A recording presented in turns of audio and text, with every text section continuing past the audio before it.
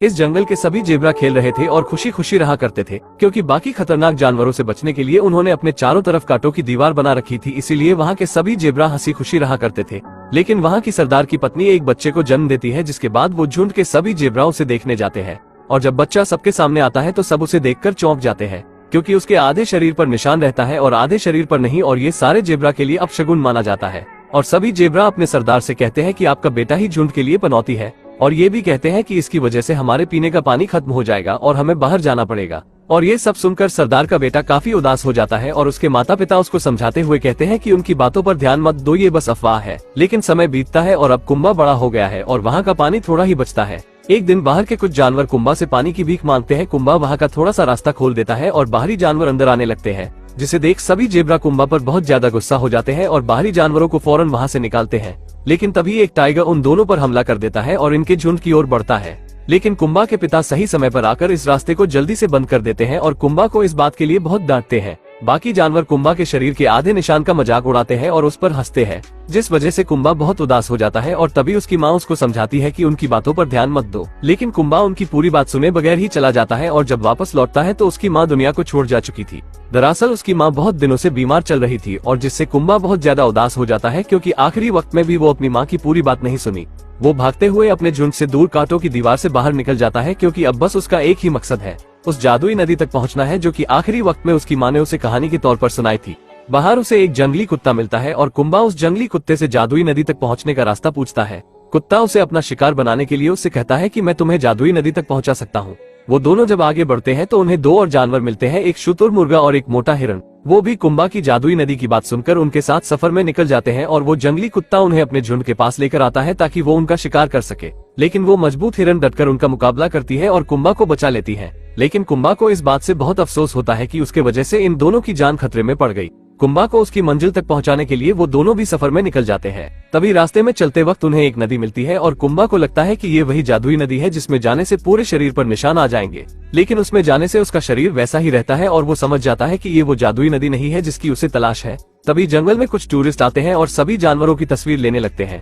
जब टूरिस्ट की नजर उस आधे निशान वाले जेब्रा पर पड़ती है तो सभी उसे देखकर हैरान हो जाते हैं और उसे जू में ले जाने के लिए पकड़ने की कोशिश करते हैं और उसके चारों तरफ गाड़ियां लगा देते हैं और सामने की जगह छोड़ देते हैं। कुंबा उसी जगह से निकलने के लिए काफी तेजी से आगे बढ़ता है, लेकिन उसके सामने एक पिंजरे वाली ट्रक लगा दी जाती है जिसमें वो आकर कैद हो जाता है।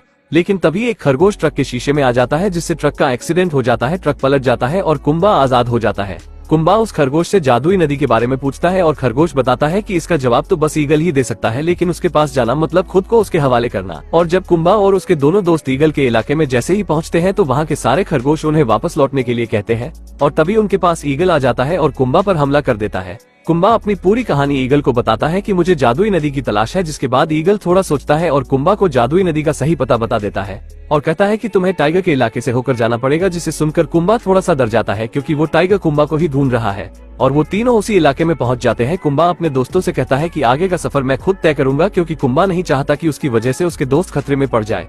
और वो अकेला ही निकल जाता है, लेकिन उसी समय वो टाइगर भी आ जाता है और वो कुंबा को खाने के लिए इतना उतावला हो गया था कि बाकी जानवरों पर ध्यान ही नहीं दे रहा था। उसके दोस्त समझ जाते हैं कि कुंबा खतरे में है और वो टाइगर के पीछे जाते हैं और दूसरी तरफ कुंबा भूख प्यास और थकान के कारण गिरकर बेहोश हो जाता है। फिर कुंबा उसी जानवर को देखता है जिसकी मदद उन्होंने पानी पिलाकर की थी। वो जानवर कुंबा को कुछ खाने के लिए देते हैं, जिससे कुंबा को थोड़ी सी ताकत मिले। और इधर कुंबा के पिता को भी पता चल जाता है कि उसका बेटा जादुई नदी तक जाने का सफर तय कर रहा है, जिसकी उसकी माँ उसे कहानियां सुनाया करती थी। और उसके पिता ये जानकर बहुत खुश होते हैं और अपने साथियों के साथ कुंबा के पीछे निकल जाते हैं। और ये बात पूरे जंगल में फैल गई कि एक जेब्रा जादुई नदी की तलाश में खतरों का सामना करते हुए आगे बढ़ रहा था। कुंबा उस जगह तक पहुंच जाता है, लेकिन एक तेज तूफान आता है और बिजली गिरने की वजह से एक पेड़ में आग लग जाती है, जिससे वो पेड़ रास्ते में ही गिर जाता है। लेकिन कुंबा किसी भी तरह उसे पार कर लेता है और आगे जाने पर उसे गुफा मिलती है और उसमें जाकर देखता है तो एक नदी होती है और उसमें से रोशनी आ रही थी। वो समझ जाता है कि ये कहानी नहीं बल्कि सच में एक जादुई नदी है।